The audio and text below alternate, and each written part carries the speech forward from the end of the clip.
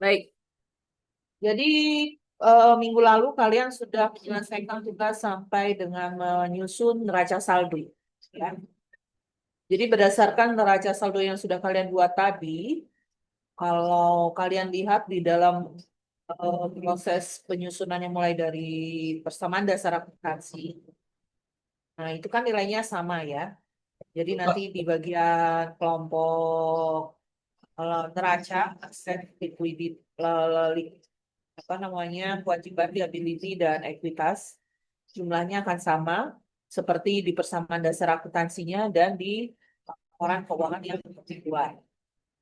Nah, akan tetapi ternyata di dalam prosesnya ada beberapa rekening dari rekening yang terdaftar tersebut yang kita gunakan dalam menyusun laporan keuangan nantinya, itu ternyata ada nilai-nilai yang tidak bisa dilaporkan.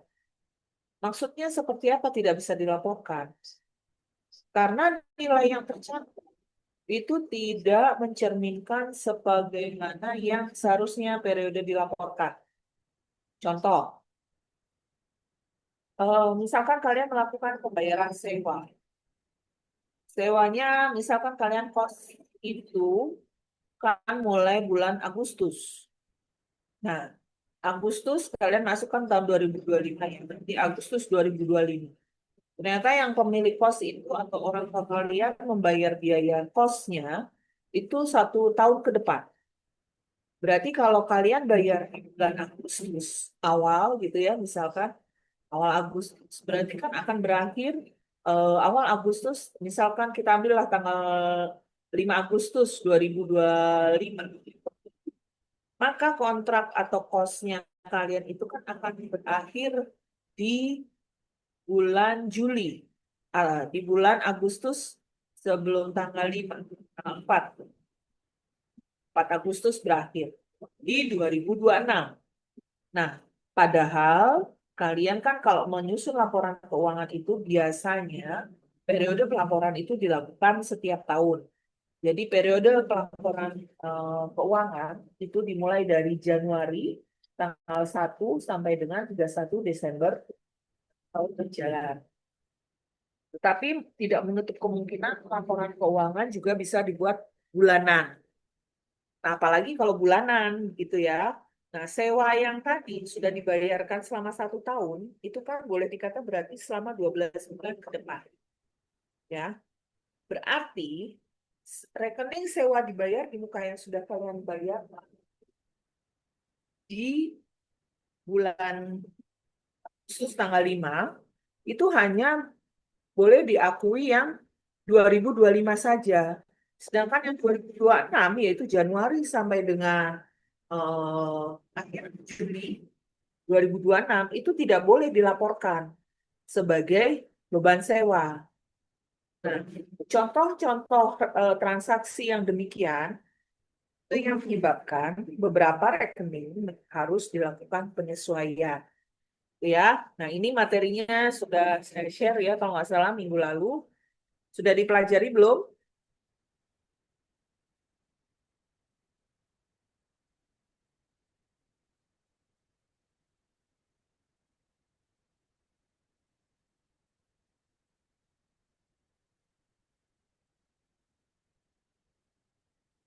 Nah, jadi maksud dari pelajaran ini, materi terkait dengan adjustment entry atau kayak jurnal penyesuaian di sini adalah untuk menjelaskan, untuk menerangkan kepada kalian bagaimana sih atau apa sih yang dimaksud dengan proses penyesuaian itu. Sehingga jurnal yang diperlukan bagaimana.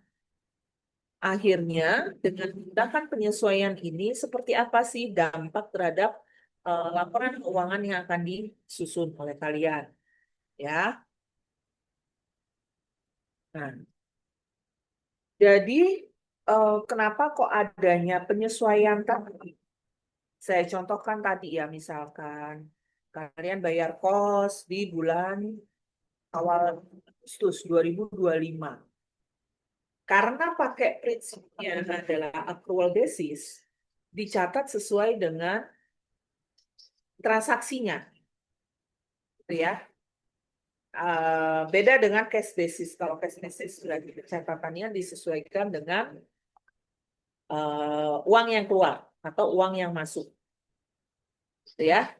Jadi di sini under the accrual basis of revenue are reported in the income statement in the period in which they are earned. Jadi dengan menggunakan prinsip accrual basis ini, pendapatan itu bisa dilaporkan sesuai dengan dilaporkan di dalam laporan laba ruginya sesuai dengan periode yang didapatkan. Contohnya ini. Kemarin ada transaksi ya, ada contoh transaksi. Perusahaan sudah menyelesaikan pekerjaan dan mengirimkan tagihan.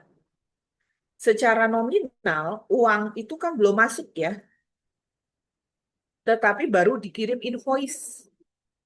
Nah, pada saat perusahaan mengeluarkan invoice tagihan, itu kita boleh langsung mengakui sebagai pendapatan. Itu penggunaan daripada konsep dari accrual basis. Tetapi kalau cash basis, itu tidak boleh, belum boleh diakui pendapatan pada saat perusahaan mengeluarkan invoice, karena kan tidak diiringi dengan uang masuk. Maka kalau ada transaksi mengeluarkan invoice sejumlah sekian, kalau pendekatannya adalah accrual basis, boleh diakui sebagai pendapatan. Tetapi kalau menggunakan cash basis, itu tidak bisa diakui. Jadi tidak di jurnal pada saat mengeluarkan invoice, gitu ya.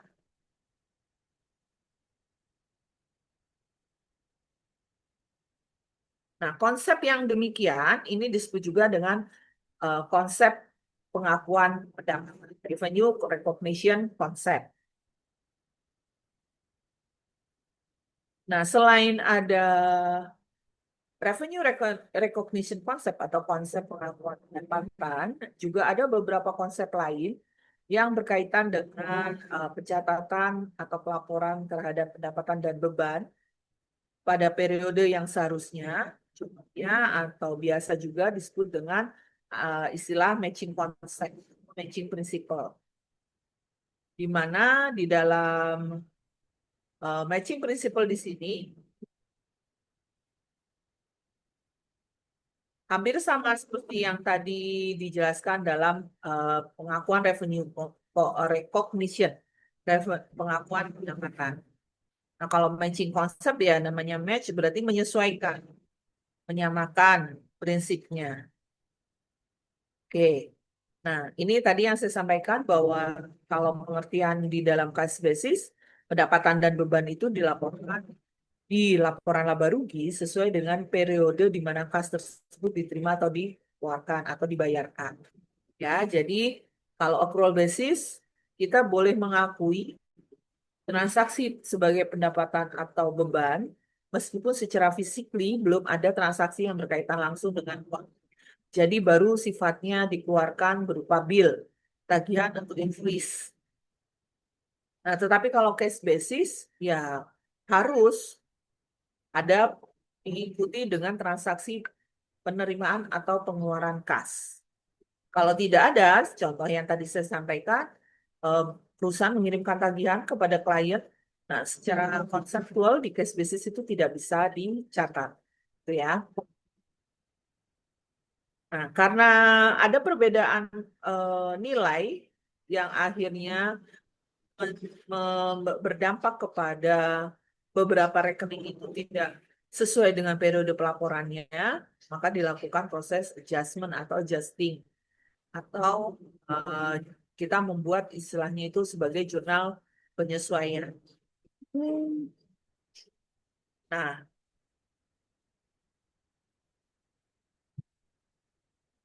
ada beberapa rekening.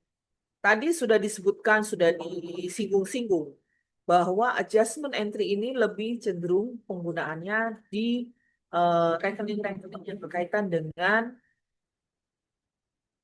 pendapatan dan beban are reported in the income statement. Berarti nilai-nilai yang ada di laporan laba rugi itu adalah rekening yang paling utama dilakukan penyesuaian, terhadap penyesuaian.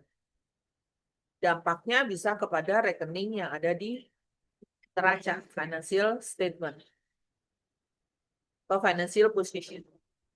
Nah, berarti di antara beberapa rekening yang dipakai, mana yang biasanya tidak memerlukan adjustment atau tidak perlu disesuaikan rekeningnya?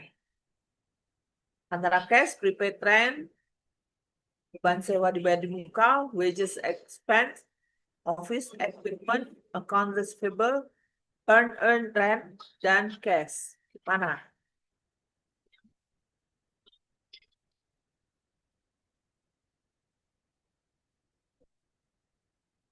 Mana yang tidak memerlukan adjustment? Rekening apa yang tidak disesuaikan? Mungkin bisa cek.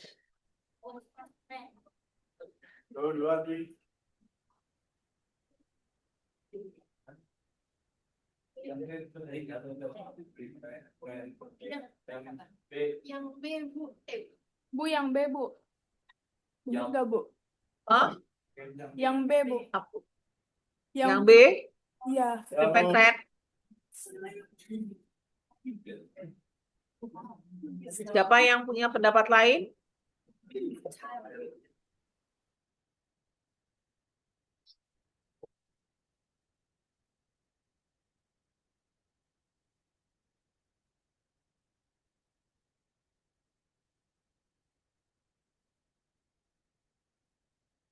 Prepaid trend kira-kira nanti sewa dibayar di muka itu akan berdampak nggak ke rekening laba rugi?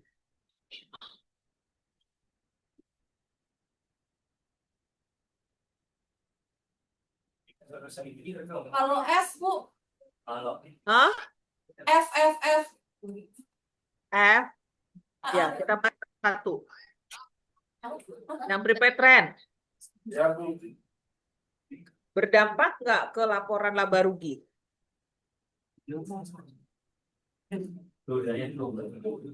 Berdampak. Berdampak.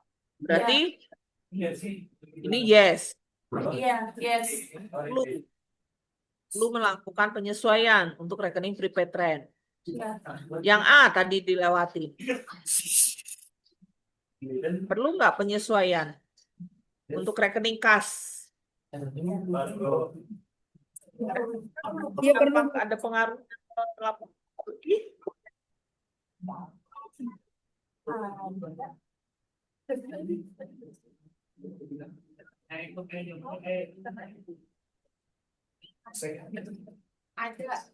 Ada. Beneran nggak sih? Itu kolektif. Iya.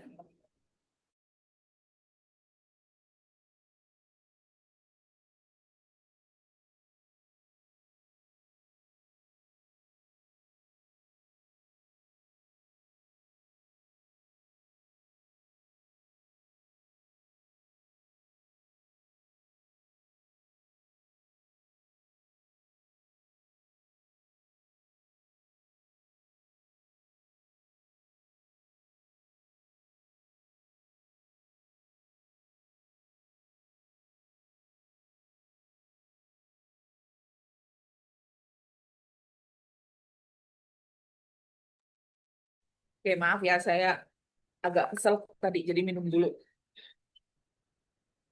Oke, kita bahas saja dari A ya. Tadi kan loncat ke B. Cash. Cash berhubungan langsung nggak dengan laporan laba rugi? Cash adanya biasanya di laporan mana? Kalau kalian lihat struktur bagian laporan keuangan yang pernah saya sampaikan. Adanya di laporan laba rugi, di neraca, atau di perubahan modal? Tiganya apa? Tiganya. Cash ada di mana? Ketiganya, Ibu. Ketiganya, Bu. Ketiganya.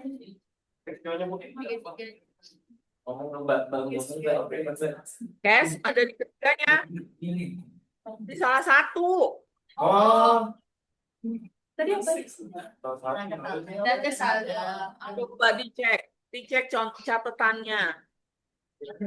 Cash itu adanya di laporan yang mana? Ada nggak di laba rugi cash? Ada nggak di perubahan modal cash?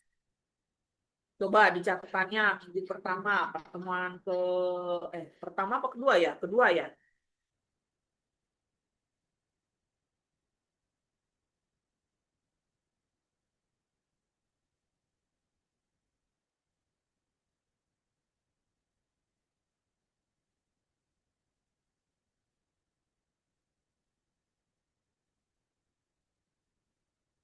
Coba adanya di mana?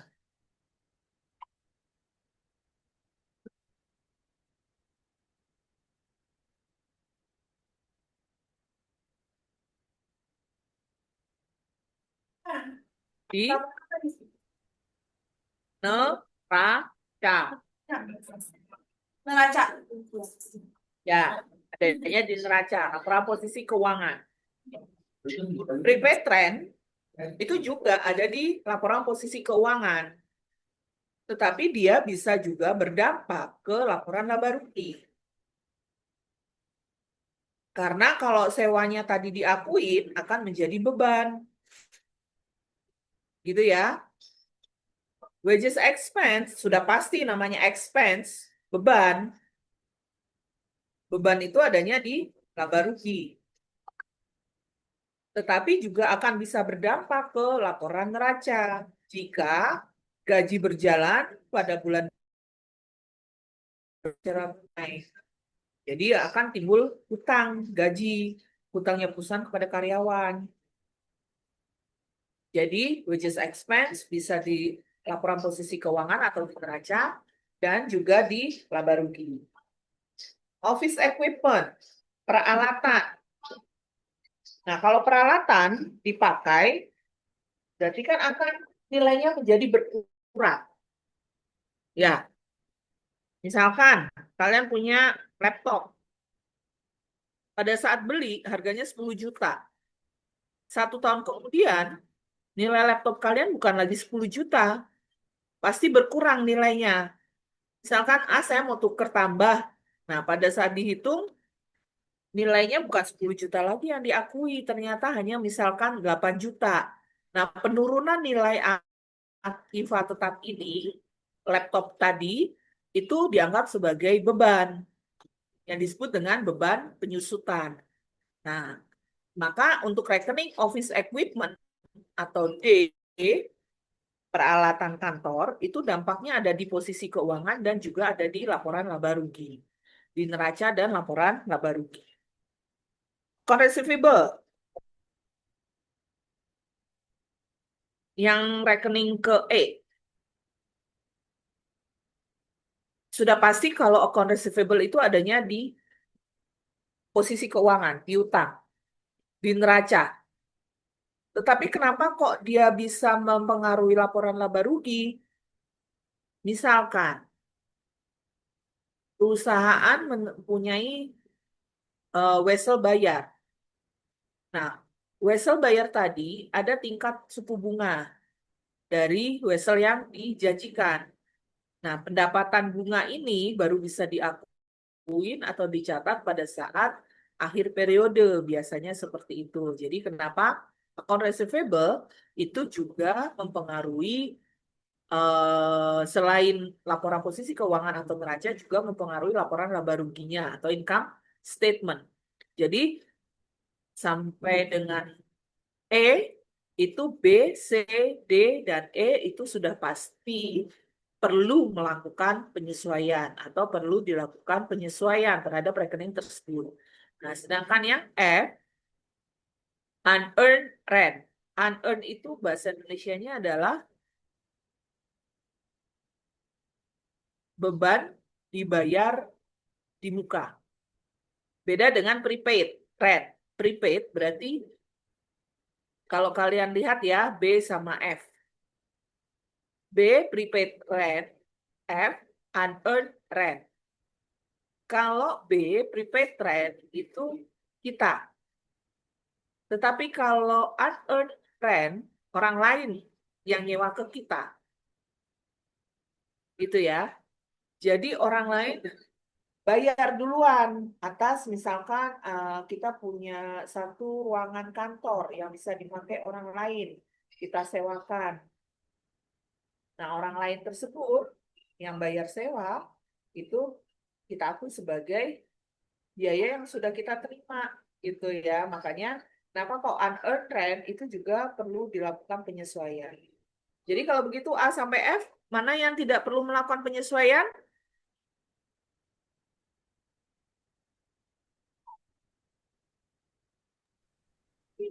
F-nya hanya di neraca saja.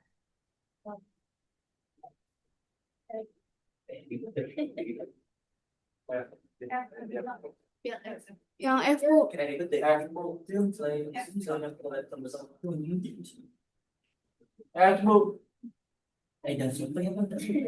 Oh, tadi kan sudah. Hah? Yang apa? Yang F, Bu, yang F. Oh, A, yang A, Bu. Maaf, Bu. Ya, A.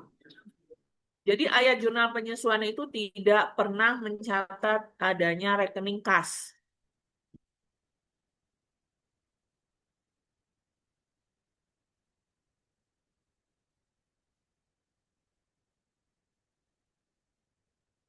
Jadi seandainya nanti kalian diminta membuat jurnal penyesuaian, terus kalian memasukkan rekening kas, baik di debit atau kredit, itu sudah pasti salah. Karena rekening kas itu tidak memerlukan penyesuaian. Kalau koreksi, iya. Misalkan, harusnya biayanya itu 5.500. Tetapi dicatatnya adalah sebesar 550. Nah, itu koreksi jatuhnya ya, bukan penyesuaian.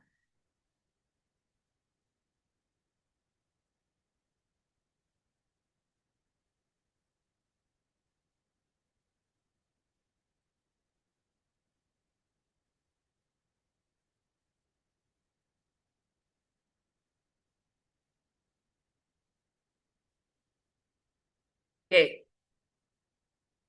berarti dari 6, 5 rekening yang di example exercise 31 ini, 5 diantaranya perlu melakukan penyesuaian atau perlu dilakukan penyesuaian. Kita bahas yang pertama dulu. Prepaid expense, contohnya tadi adalah prepaid rent. Istilah lain daripada prepaid expense itu adalah deferred expense.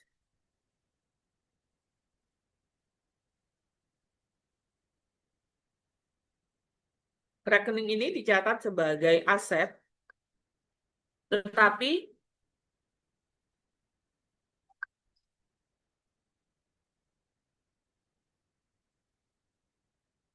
diperkirakan bisa menjadi beban. Maksudnya, saya contohkan yang tadi, beban sewa. Sewa dibayar di muka itu kan menjadi hartanya, asetnya kita, asetnya kalian. Kalau misalkan kalian diminta untuk membuat laporan keuangan atas investasi pendidikan yang ditanamkan atau diberikan orang tua kepada kalian. Jadi kalian seolah-olah sebagai perusahaan jasanya, memberikan jasa kepada orang tua, yaitu berupa layanan pendidikan. Jadi kalau nilainya bagus, ya kan, orang tua pasti akan kasih bonus lebih, gitu. Nah, sebagai modalnya, kalian mendirikan usaha tadi, kalian dikasih modal. Karena rumahnya jauh, ya sudah dicarikan tempat kos yang dekat dengan sekitaran UNJ. Atau mungkin diberikan modal kendaraan. Nah, itu masuk ke dalam, misalkan sewa kos ya, itu bisa masuk ke dalam kategori prepaid. Expense. Kenapa expense? Karena kita yang membayarkan. Kita yang bayar sewa kos kepada yang punya rumah kos. Nah, kita bayarnya tadi contohnya karena kalian kuliah dimulai September, tetapi sudah diumumkan di akhir Juli ya kalau nggak salah kemarin pengumumannya. Berarti kan harus dulu-duluan nih supaya dapat tempat kos yang bagus, murah, strategis, bersih gitu ya, nyaman. Jadi langsunglah dibayar selama 1 tahun ke depan. Nah, yang tadi saya contohkan, kalau kita bayarnya Agustus 2025, berarti kan baru akan selesai di Juli 2026. Sedangkan nanti pada akhir bulan atau akhir tahun, akhir semester, orang tua pasti akan minta pertanggungjawaban. Kira-kira kemarin modal yang saya berikan untuk kos di sekitaran UEJ untuk kalian kuliah selama 1 semester kemarin, itu habisnya berapa? Misalkan orang tua akan nanya gitu. Nah, kalian yang buat nih laporan keuangannya. Nah, contohnya tadi, karena tadi biaya sewanya dibayarnya 1 tahun ke depan, maka kalian hanya boleh mengakui di laporan keuangan per Desember 2025 adalah selama bulan Agustus, September, Oktober, November, dan Desember alias 5 bulan saja. Suara saya masih terdengar? Terlemparkah?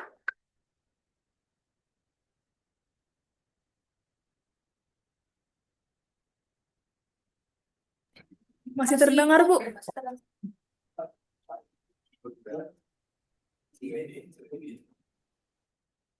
Oke, karena di laptop saya tulisannya jaringannya tidak stabil.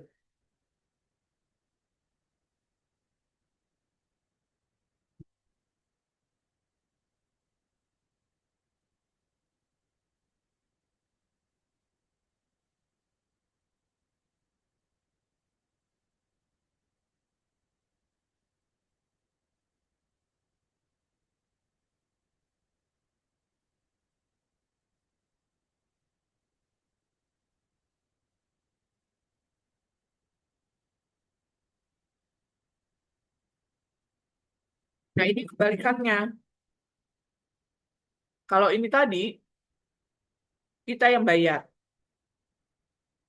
Tapi kalau yang ini, unearned revenue, kita yang menerima.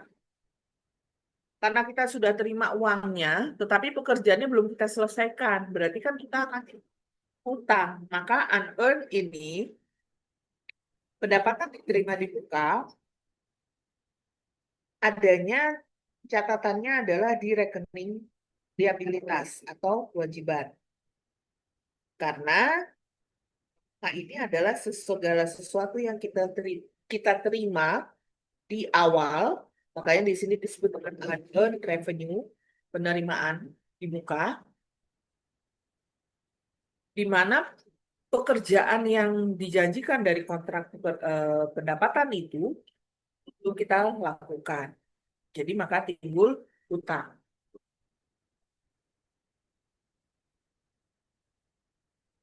Nah, nah, sebelum saya lanjut lagi, untuk prepaid expense, pada saat terjadi transaksi pembayaran sewa, kan kalian akan mencatat karena kalian bayar berarti kasnya berkurang. Aktiva jika berkurang, maka dia akan dicatatnya sebelah kredit. Harta aset jika berkurang, dicatatnya sebelah kredit. Debitnya apa? Debitnya adalah kita mengakui adanya beban dibayar di muka. Prepaid expense. Jadi jurnal untuk transaksi penerimaan, untuk pembayaran uang muka pekerjaan, kita mencatatnya debitnya adalah prepaid expense, kreditnya adalah cash, kas. Ya, kalau misalkan tadi contohnya adalah beban sewa, ya berarti prepaid rent. Kalau misalkan kalian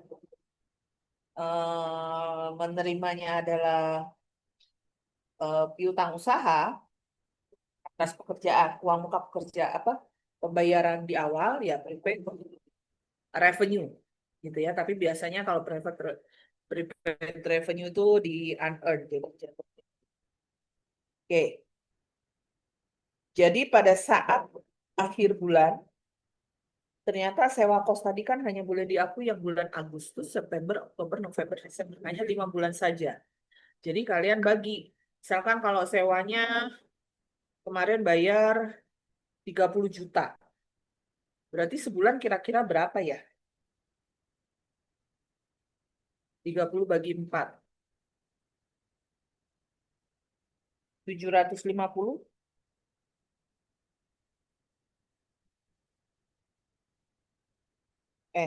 Kok 750 sih?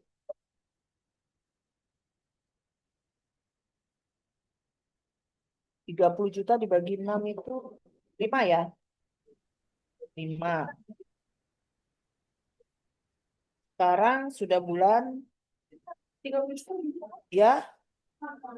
30 juta bagi 5, 6 juta, Ibu. Oh iya 6 juta.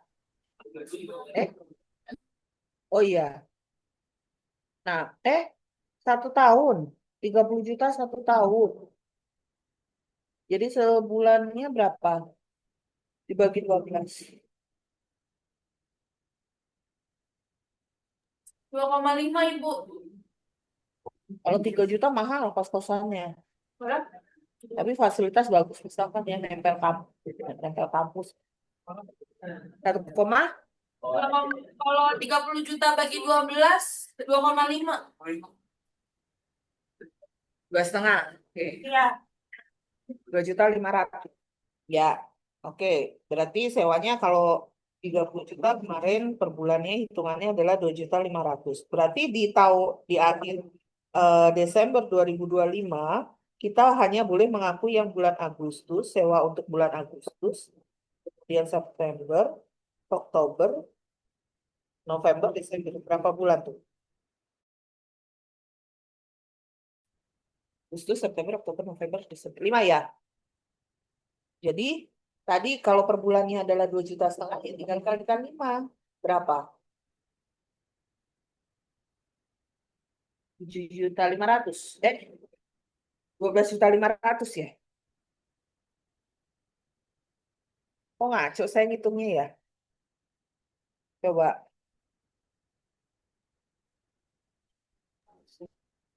30 juta bagi berapa, Ibu? Berapa bulan tadi? Kan tadi sewanya 30 juta setahun. Berarti kalau sebulannya kan kata kalian 2,5 juta. Nah sewanya kan kalian dari bulan Agustus sampai dengan Desember. Agustus, September, Oktober, November, Desember. Berapa bulan? 5. 5, Ibu. Ya. 5 kali per bulan tadi berapa jatuhnya? 7 juta 2,5. 7,5 juta, ya kan? Nah, yang boleh diakuin yang sudah disewa, yang sudah dipakai itu. Nah, yang belum kita nggak bisa ngakuin. Jadi kalau tadi hitungannya baru 5 bulan, berarti yang 7 bulan itu tetap menjadi aset. Tetapi yang 5 bulan kan sudah kita pakai sewa kamarnya, ruang kosnya. Nah, berarti kita bisa mengakui sebagai beban. Jadi adjustment-nya, kayak jurnal penyesuaiannya, kita mencatat debitnya adalah beban sewa, kreditnya sewa dibayar di muka. Asetnya berkurang karena sudah boleh ada yang diakuin. Yang 5 bulan tadi kan sudah dipakai. Gitu. Nah, karena sudah diakui, kita boleh mencatat sebagai pengeluaran. Jadi menambah nilai beban. Oke, sampai di sini ada yang ditanyakan? Untuk prepaid expense.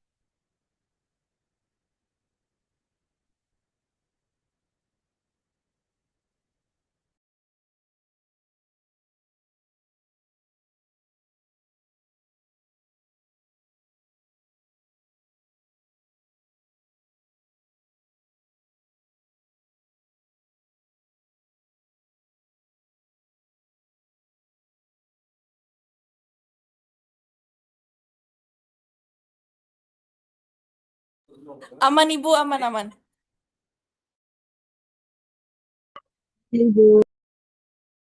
Oke, kalau aman, berarti kita lanjut di slide yang berikutnya.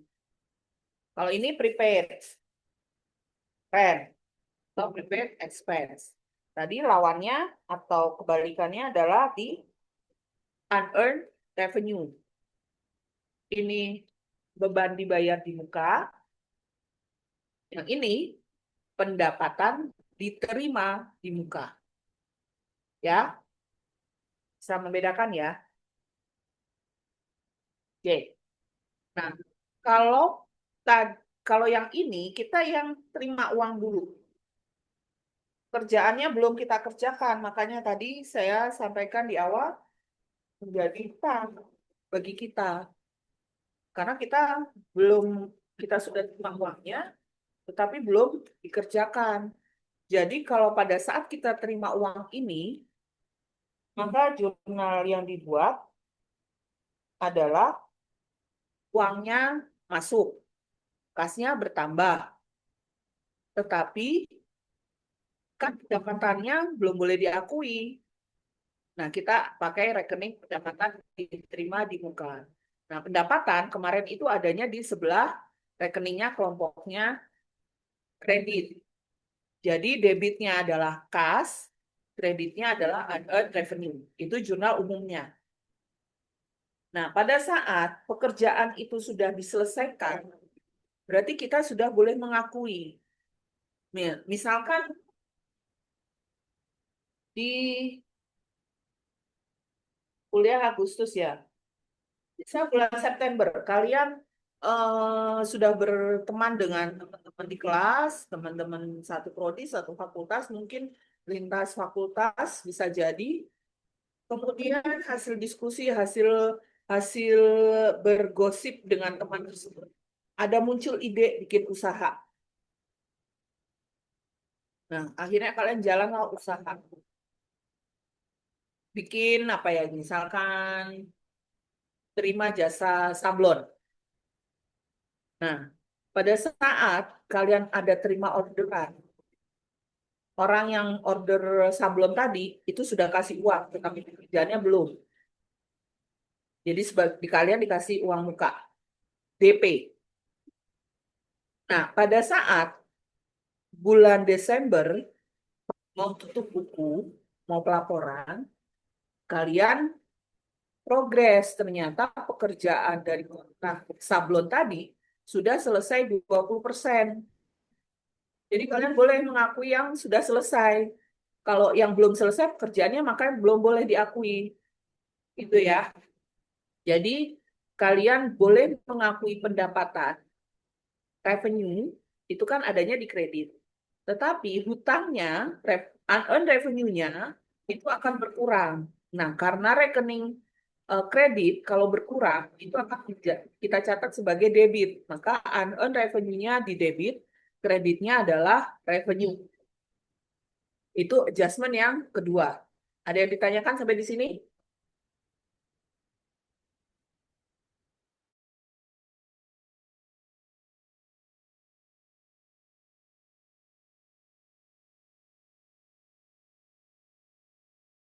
Enggak Bu, enggak ada Bu, aman Bu. Oke.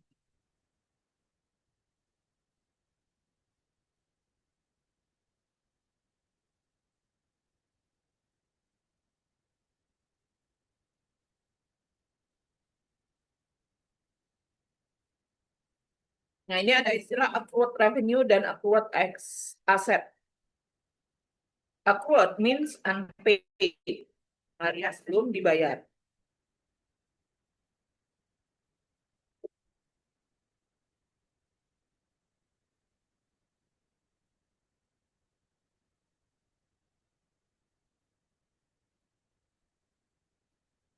Dan revenue juga ada accrued expense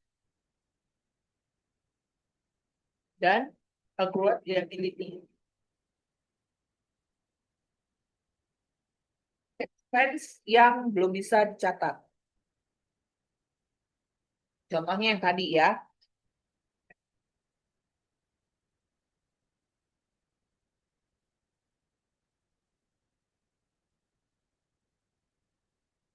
Nah, di sini diketahui unadjusted trial balance. Some of these supplies has been used. Jadi jurnal penyesuaian yang ketiga terkait dengan pemakaian perlengkapan. Kalau kalian perhatikan, di contoh soal yang kemarin diberikan, itu tidak diketahui berapa nilai perlengkapan yang terpakai. Kita hanya mencatat adanya pembelian perlengkapan. Padahal kita tahu bahwa perlengkapan itu adalah barang habis pakai. Contohnya, pulpen. Pulpen kalau sudah dipakai, habis tintanya, apakah kita bisa masih pakai? Nggak bisa kan ya? Kita buang. Nah, misalkan pada awal periode kita mencatat adanya pembelian pulpen 5 lusin, ternyata di akhir periode tinggal 1 lusin. Nah, yang 4 lusin kemana? Masa hilang? Padahal kan sudah dipakai.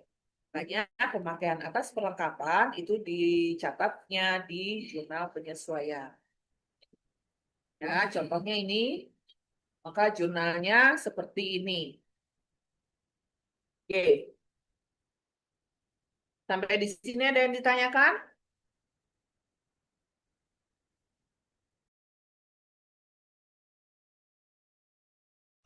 Aman Ibu.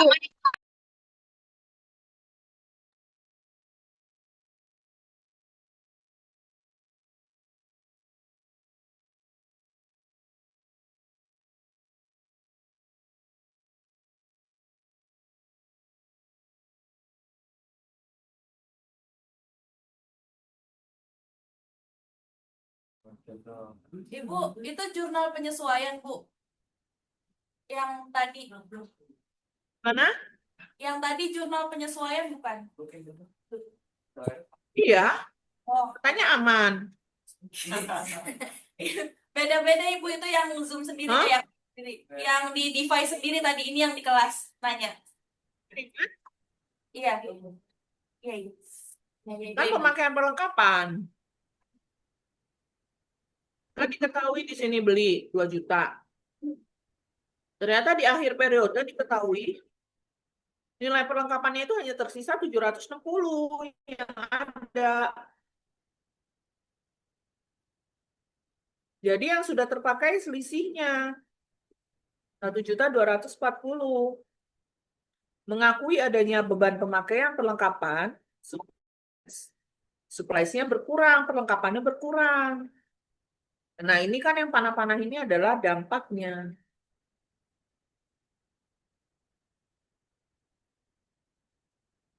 Nah, ini contoh prepaid insurance atau prepaid trend ya. Tadi saya skip aja. Ini kan kalian bisa baca ya.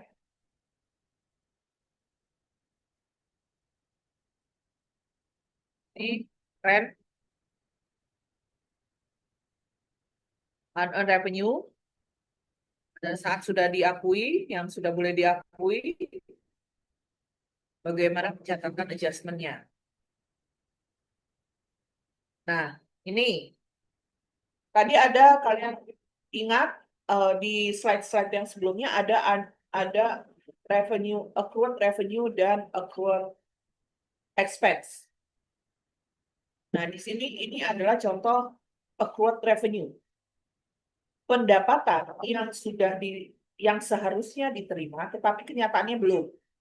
Kenapa demikian? Karena baru dikirim tagihan.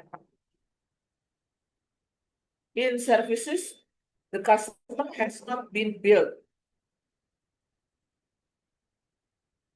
Jadi karena belum bisa dikirim tagihannya, tapi pendapatannya sudah bisa diakuin.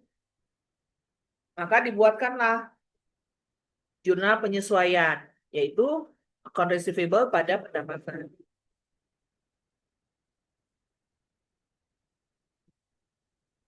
Kalau kebalikannya, accrued expense, umumnya contohnya adalah terkait gaji.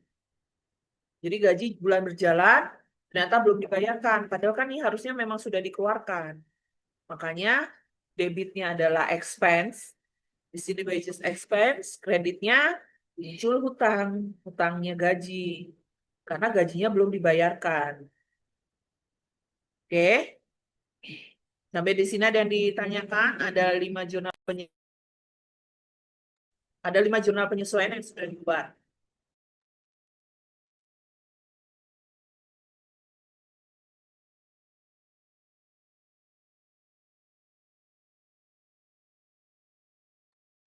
Man?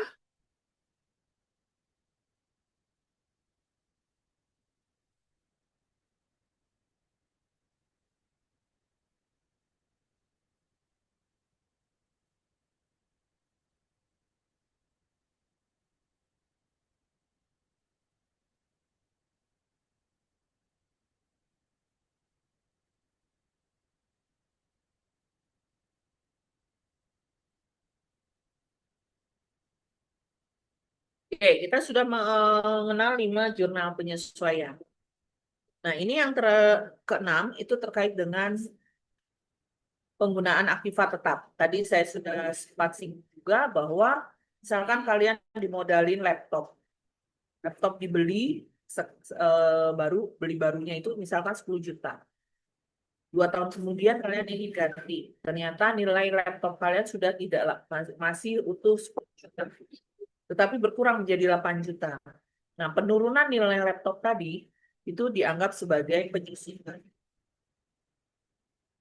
Atau bahasa Inggrisnya adalah depreciation. Nah, ini contohnya. Kalau ada penyusutan, beban penyusutan, maka rekening yang dicatat sebagai pengurang dari aset tadi adalah nanti dikumpulkan menjadi satu atau istilahnya accumulated depreciation. Ini jurnal penyesuaian aktiva tetap.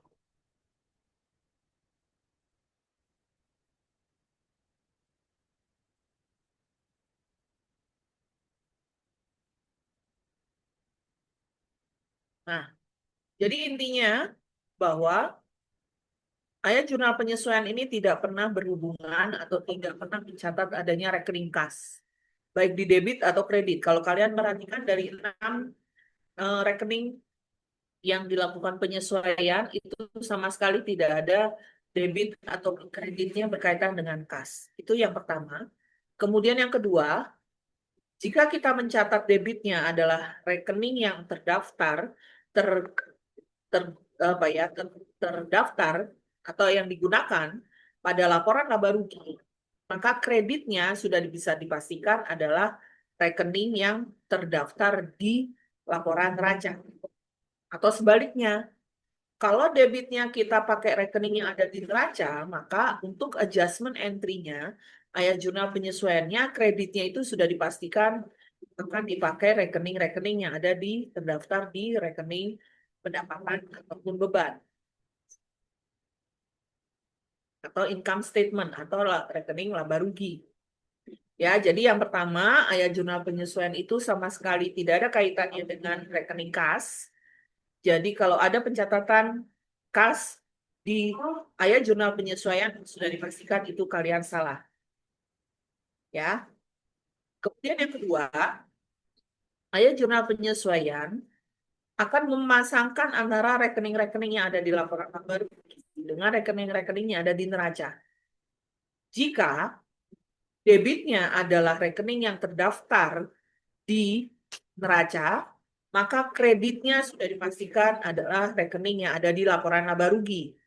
Dan sebaliknya, jika debitnya adalah rekening yang terdaftar di laporan laba rugi, maka kreditnya sudah dipastikan adalah rekening yang ada di neraca. Itu inti dari jurnal penyesuaian. Nah, ini kalau kalian perhatikan ya, contohnya supplies.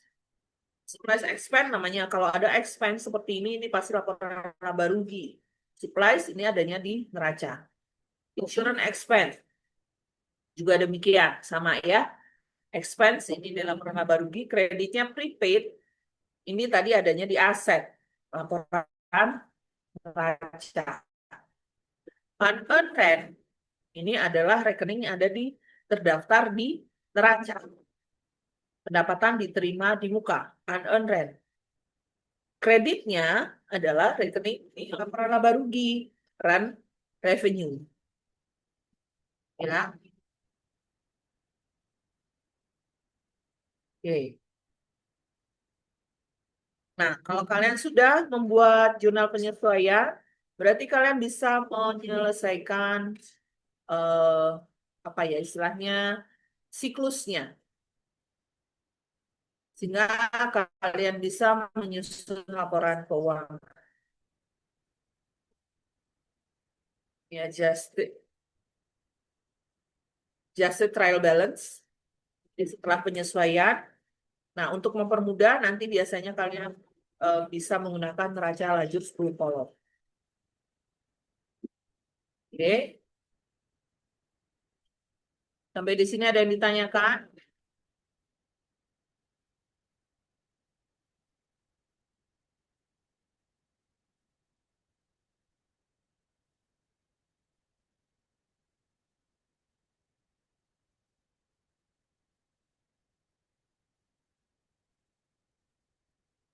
Aman ya, lanjut. Ya Bu, aman Bu. Ya kan materinya udah di-share minggu lalu. Nah, ini yang dimaksud yang tadi saya barusan sampaikan, worksheet alias neraca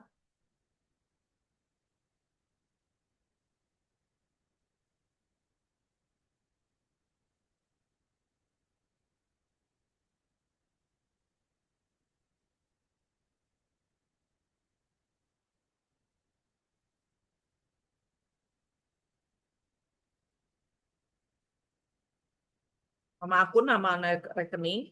Nah, pertama tadi minggu kemarin ya, kalian kan sudah membuat jurnal umum dan menghasilkan yang namanya neraca saldo. Tetapi karena belum disesuaikan, maka disebut dengan unadjusted trial balance.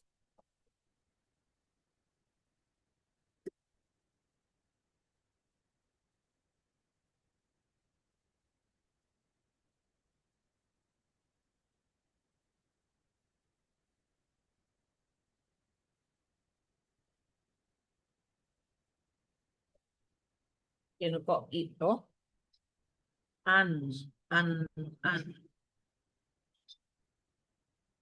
blah.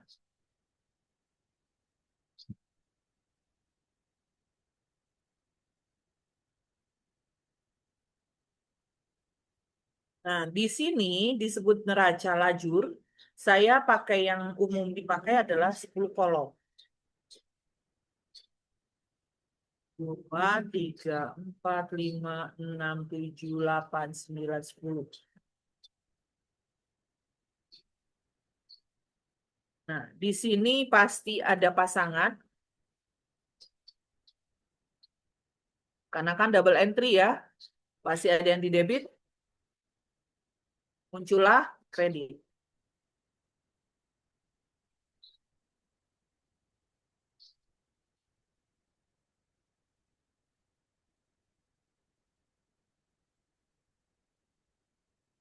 Oke. Tadi proses dari unadjusted trial balance, ternyata ada yang beberapa harus disesuaikan, makanya di sini ada adjustment. Adjustment atau penyesuaian.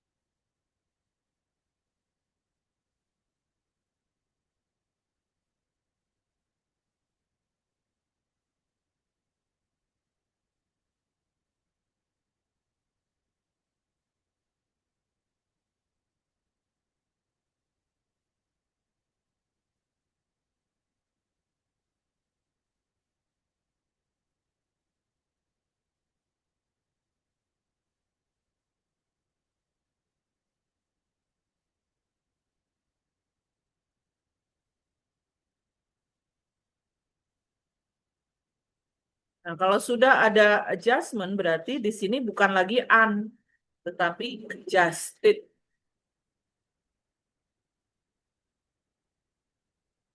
Neraca saldo yang sudah disesuaikan. Kemudian di sini ada, kalian tinggal memisahkan income statement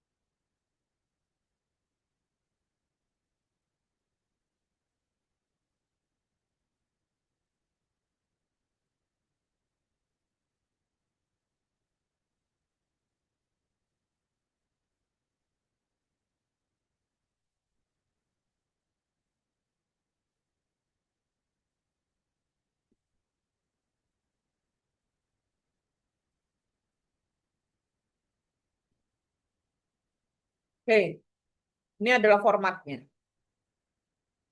Bisa kalian bikin ya.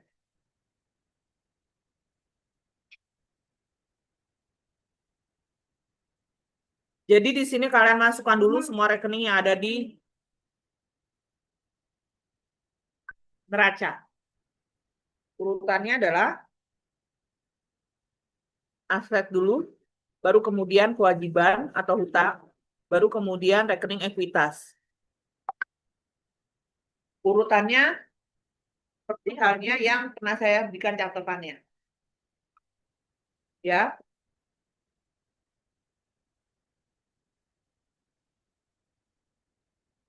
maaf.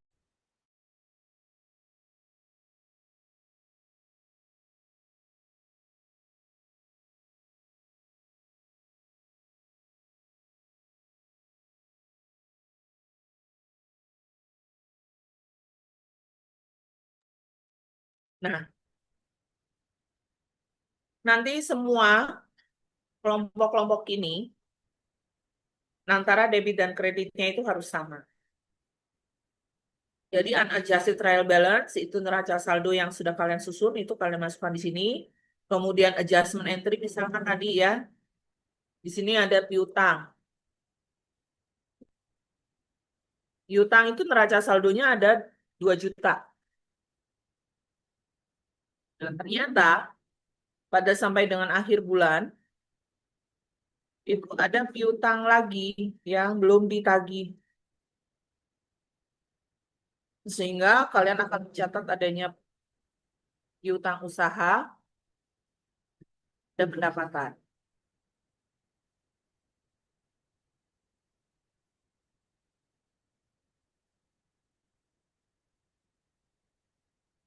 Karena ada piutang yang belum ditagih tadi, belum ada bilnya, tapi pekerjaannya udah selesai. Jadi kalian berhak nagih misalkan 450.000.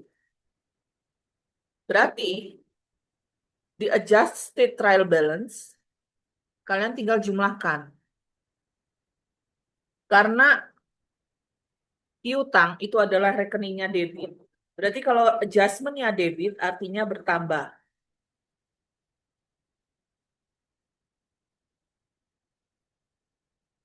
Gitu ya. Nah, kalian ingat bahwa piutang ini adanya rekening di laporan neraca. Jadi kalian jangan masukkan ke sini.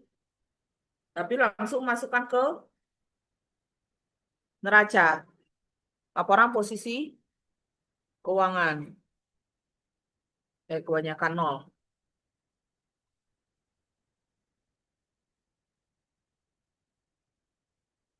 Itu ya. Tetapi kalau di adjusted trial balance, ini semua rekening harus ada isinya. Baru untuk income statement, namanya saja income statement laporan laba rugi. Ya berarti hanya nilai pendapatan saja yang dimasukkan dan beban. Nah, kalau tadi saya sampaikan bahwa semua rekening yang ada di sini, di neraca lajur, itu antara debit dan kredit harus sama. Tetapi pada saat kalian setelah unadjusted trial balance di sini, ini masih sama debit dan kreditnya, tapi saat dipindahkan ke income statement maupun ke financial position, itu pasti akan ada selisih. Debit dan kredit pasti tidak akan sama.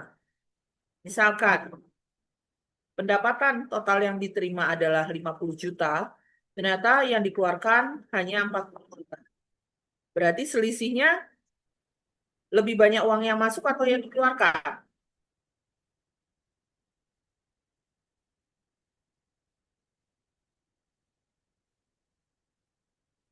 Uang masuk atau keluar? Uang keluar.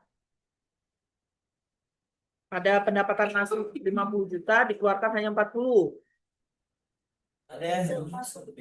Yang lebih banyak masuk kan? Berarti akan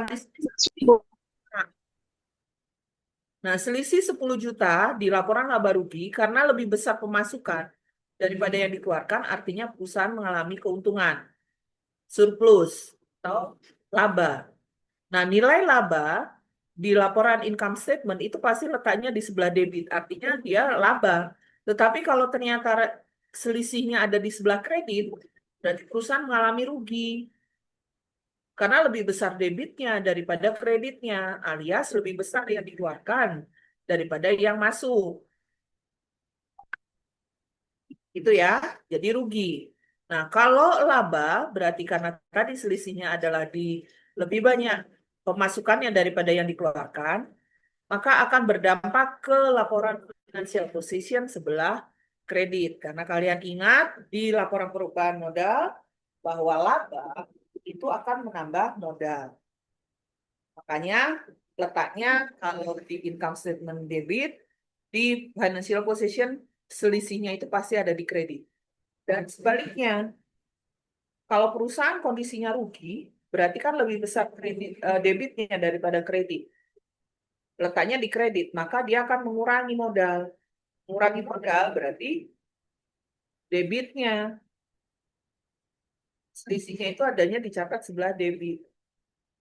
Nanti akan sama. Jadi intinya seperti itu. Oke, silakan kalau ada yang mau ditanyakan.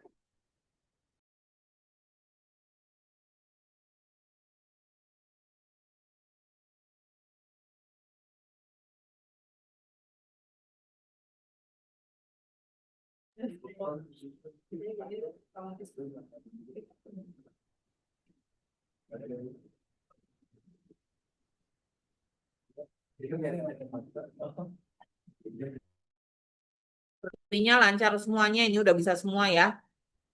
Ya, kalau begitu, silakan dilanjutkan tugasnya. Soal yang kemarin kan sudah ada adjustment entry-nya apa aja yang harus disesuaikan. Kemudian kalian selesaikan sampai dengan membuat neraca lajurnya dan menyusun laporan keuangan. Oke. Ibu, Ibu ingin konfirmasi. Berarti untuk tugas saya itu lanjut ke pembuatan jurnal penyesuaian, neraca setelah disesuaikan baru laba rugi ya, Ibu. Laporan keuangan, nggak hanya laba rugi. Berarti Posisi 4. keuangan neraca juga. Laba rugi, perubahan.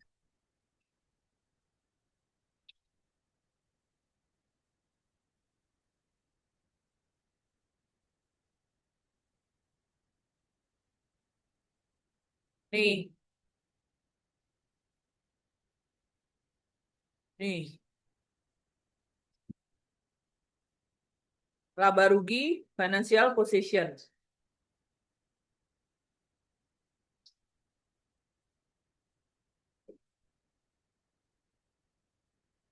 Melengkapi ini, jadi kalian kemarin kan sudah sampai di sini. Kalian buatkan worksheet ini, kemudian kalian masukkan angka dari yang unadjusted trial balance yang kemarin kalian buat, neraca saldonya itu tinggal inputkan ke sini. Kemudian adjustment entry kalian buat, tulis. Kalau sudah, nanti tinggal masukkan mana yang debit, mana yang kredit, rekening mana yang di debit, mana yang harusnya di kredit. Nanti berdampak ke sini, lengkapi tabelnya. Nah, kalau sudah lengkap, kalian tinggal susun laporan keuangannya. Jadi ada 3 laporan keuangan, income statement, perubahan ekuitas, dan financial position. Sama seperti yang ada di yang soal yang saya share kemarin. Instruksinya mengikuti soal yang ada di pertanyaan-pertanyaan atau daftar pertanyaan yang harus dilakukan atau yang harus kalian jawab. Di soal kemarin sudah ada semuanya.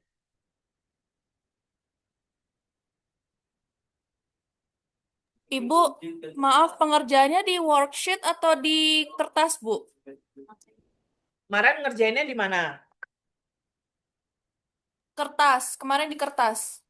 Ya sudah, tinggal di kertas. Nah, worksheet-nya kan yang tadi, yang Excel yang tadi baru saya share itu formatnya. Itu neraca lajur. Worksheet, neraca lajur. Itu hanya salah satu tools aja. Salah satu yang harus dibuat. Itu untuk memudahkan kalian mengurus uang. Tetap kalian harus membuat kolom-kolom jurnal.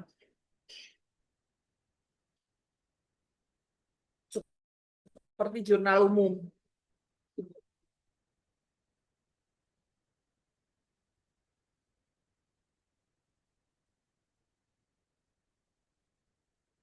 Berarti 4 jurnal lainnya kami buat dulu ya, Bu.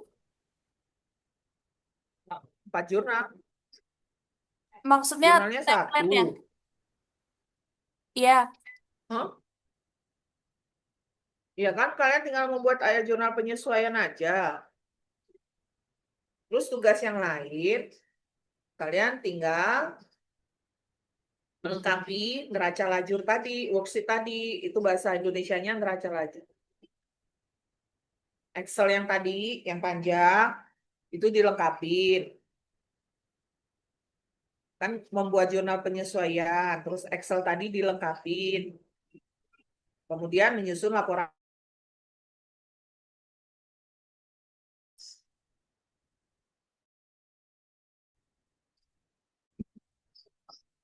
Nah, laporan keuangan itu sendiri ada 3.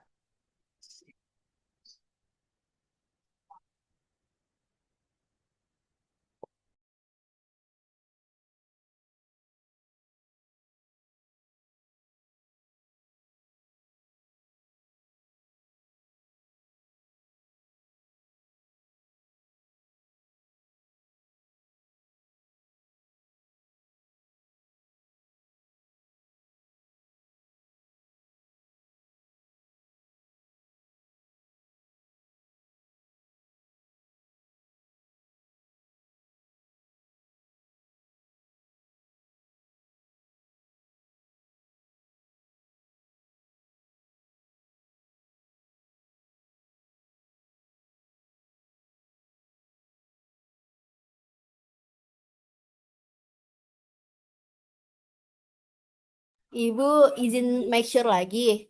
Berarti tugas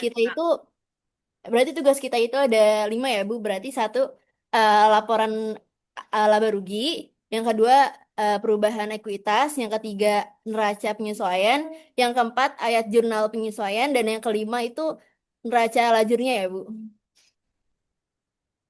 Ya, tapi Ah, urutannya bukan itu, yo. Urutannya buat dulu ayat jurnal penyesuaian. yang Yang pertama itu kedua, ah, ya, yang pertama kan kemarin udah KJP. selesai nih kalian sampai neraca 1 kan. Ya. Sekarang tugas selanjutnya, tugas yang minggu ini itu ada 5, betul. Tetapi urutannya adalah kalian buat jurnal penyesuaian. Jurnal Kemudian penyesuaian. yang kedua, melengkapi neraca lajur tadi, yang kolom-kolom Excel tadi saya contohkan. Dah, paham ya? Yang ketiga, membuat laporan laba rugi. Yang keempat, membuat laporan perubahan ekuitas. Dan yang kelima adalah laporan neraca. Urutannya itu. Oke, Ibu. Tapi untuk neraca lajurnya itu Paham? kita untuk neraca lajurnya itu tetap di worksheet aja ngerjainnya atau di kertas? Kertas semuanya berarti ya? Di kertas kan ya? Berarti semuanya di kertas kan, Bu ya? Terserah kalian, mau boleh, mau Excel Oh, boleh. oke. Oke, paham, Ibu. Terima kasih banyak, Ibu.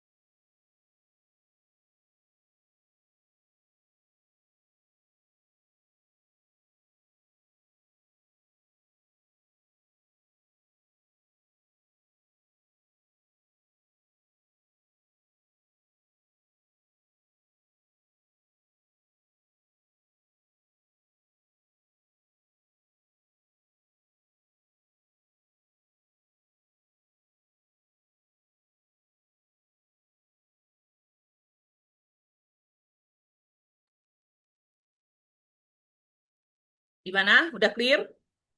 Udah ngantuk? Udah ada yang tidur tuh, udah capek.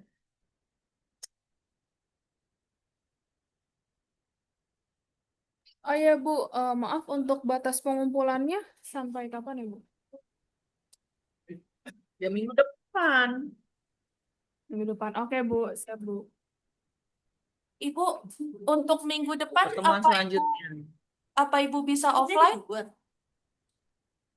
untuk pertemuan Jumat depan? Kenapa?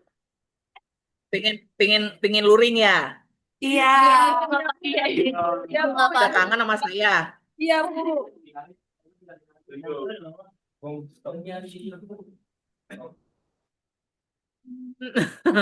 Bisa nggak cari jam, kalau bisa jangan Jumat sore gitu. Soalnya saya ada jeda masalahnya. Ada jeda dari, tapi kalian kan jam 1 ada kuliah ya. Kemarin tuh kalian mau ngusulin hari apa tuh? Selasa apa hari apa? Hari Rabu. Hari Rabu, Bu. Cuma ruangannya nggak ada. Bukan, Men. Rabu. Gini aja. Rabu sebelumnya kalian ada kuliah luring atau tidak? Ada. Yang Luring, kuliah hari Rabu, PJ-nya siapa? Yang hari Rabu PJ-nya siapa? Luring jam berapa? Indonesia. jam 10. PJ-nya siapa? Mata kuliah hari Rabu. Mata kuliah hari Rabu. Iya, PJ-nya siapa? Luring di mana? Luring di mana? Di GRK 9 berapa? 904 SFD, Bu. RK. SFD. kami bukan di GRK ya? Iya, kita nggak ada di GRK. Di SFD. SFD. Iya. Nah, kalian siang kan habis kuliah selesai hanya satu aja. Atau Iya. Iya. hari Hanya Rabu. Iya. Satu doang. Cuma jam 10 itu aja. Nah, Iya. nanti yang jam 1 atau misalkan ya jam 1 lah ya. Jam 1 kalian gerilya cari ruangan. Siapa tahu ada dosen yang nggak masuk, yang punya ruangan. Jadi ada kelas kosong. Coba cek, jangan hanya di SFD. Kita gerilyanya pakai kelas yang ada di GRK juga. Ya, berarti Ya paling nggak kan spare waktu itu biasanya dosen terlambat itu ya jam lima apa jam 1:15 gitu ya. Atau kalian cari kira-kira kosong nggak? Mungkin di GRK lantai 10 atau di GRK lantai 8. Jangan 9 kalau bisa. Khawatirnya kalau 9 agak agak rigid yang jaga ruangan, nggak mau bukain. Itu ya. Coba dicek hari Rebo siang jam 1 lewat. Ya 1:15 gitulah ya. tapi untuk Oke? Tapi ya berarti tugasnya harus selesai di hari Rabu itu.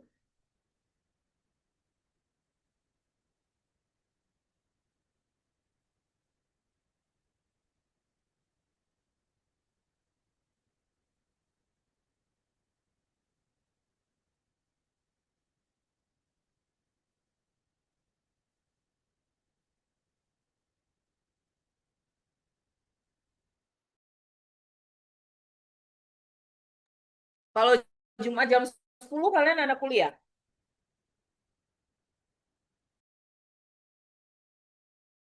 Kalau hari Jumat, Ibu, sebenarnya kan kita jam 8 itu ada jam offline Pak Adnan kan, bisnis digital. Cuma beliau sering berhalangan hadir untuk offline.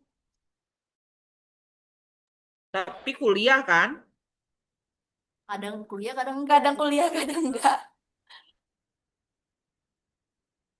Oke. Tapi saya kalau jam 8 ada kelas. Nggak bisa. Kecuali nanti setelah Oktober. Nah, kan kalian gantian nanti bukan saya ngajar. Saya selesai ngajar itu jam 10.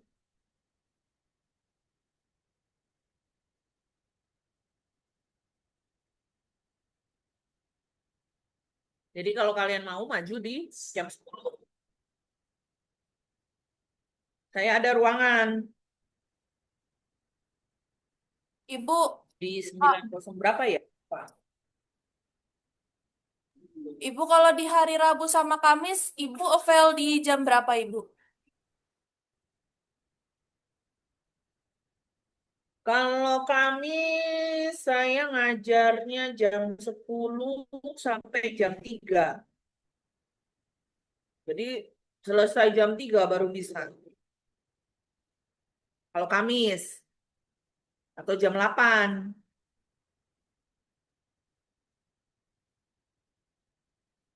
Karena saya ngajarnya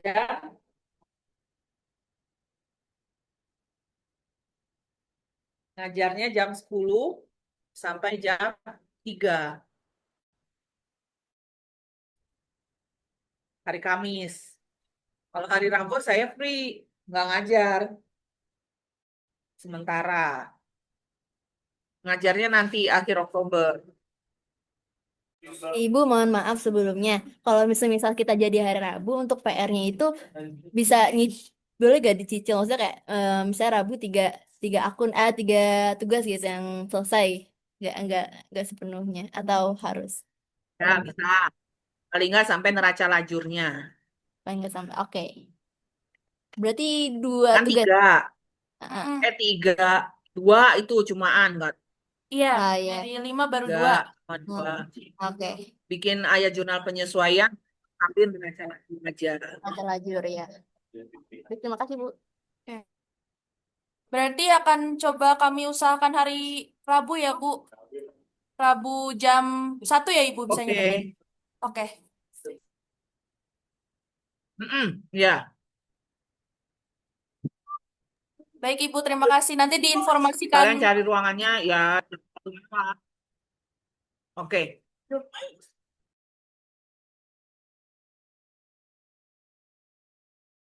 Baik, terima kasih, Ibu.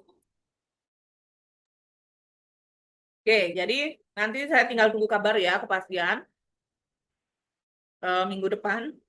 Apakah hari Rabu, Kamis, atau Jumat. Tapi kalau Jumat kemungkinannya daring.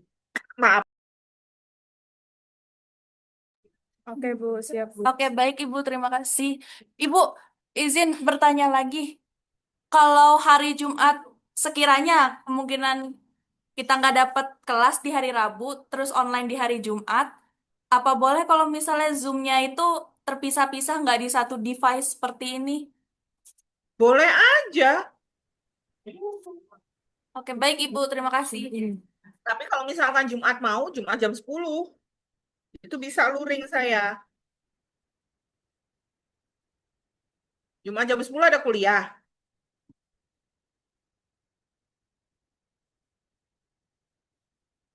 Karena saya selesai ngajar itu jam 10. Nunggu jeda, makanya ke kalian kan lumayan jauh, jam 3. Ibu, maaf, tadi jam 10 itu hari Jumat offline apa online ya, Bu? Bisanya? Offline, Offline. saya jam 8 pasti offline.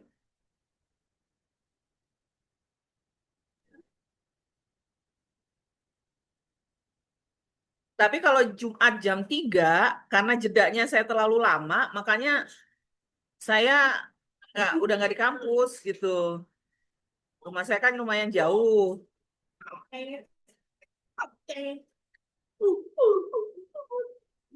Berarti kalau misalnya Jumat jam 10 offline bisa ya, Bu?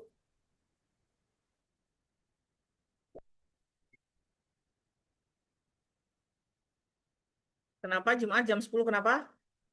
Semisal Jumat jam 10 offline bisa, Ibu? Ya, insya Allah bisa. Baik, Ibu akan diinformasikan ke depannya ya. Terima kasih, Ibu. Ya, tinggal cari aja ruangannya di GR. Kalau bisa sih di GRK supaya saya nggak jalan-jalan. Tapi kalau misalkan nggak, saya punya ruangan juga di SFD 90 berapa, yaitu yang sebelahnya ruang prodinya M Maxi. Kalau nggak salah, MM. Kalau kalian kan di pojokan ya, pojok sebelah kiri. Nah, ini yang sebelah kanan. 90 berapa? 3 apa ya? Masalah 904. 903 ya, Bu? 903 3 bukan? kayaknya ya.